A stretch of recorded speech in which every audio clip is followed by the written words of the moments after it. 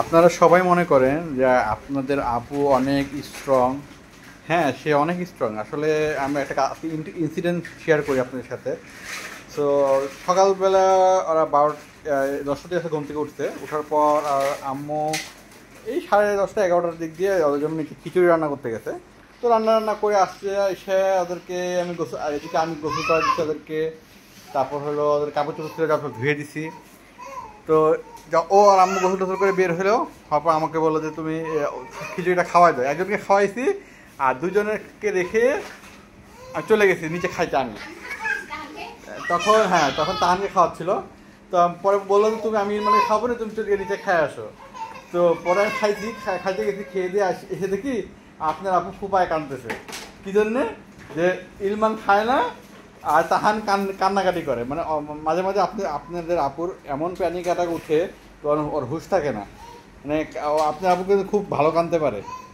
শুধু আমি আছি দেখে আপনার আপু এতদিন পর্যন্ত টিকে আছে। আমি যদি না থাকতাম না, আপনার আপু এতদিন পাবনা মেন্টালে ভর্তি হয়ে যেত।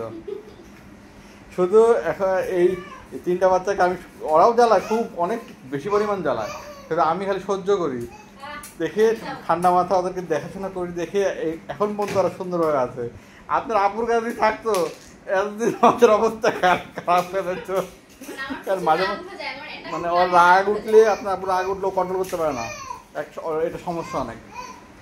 তো যাই হোক, রাগ উঠলে সবারই রাগ উঠে, যাই হোক সবাই একটু কন্ট্রোল করতেছে। আমি কিন্তু খুব ঠান্ডা একটা মাথার মানুষ, যতই জ্বালা যতই কিছু যাই করুক, আমি খুব ঠান্ডা মাথায় পেশেন্ট নিয়ে ওদের দেখেন। যখন এক্সারসাইজ বাইরে হয়ে যায় তখন আমিও রিয়েক্ট করে ফেলি, সেটা কিন্তু আপনার আপু এটা কন্ট্রোল করতে পারে না।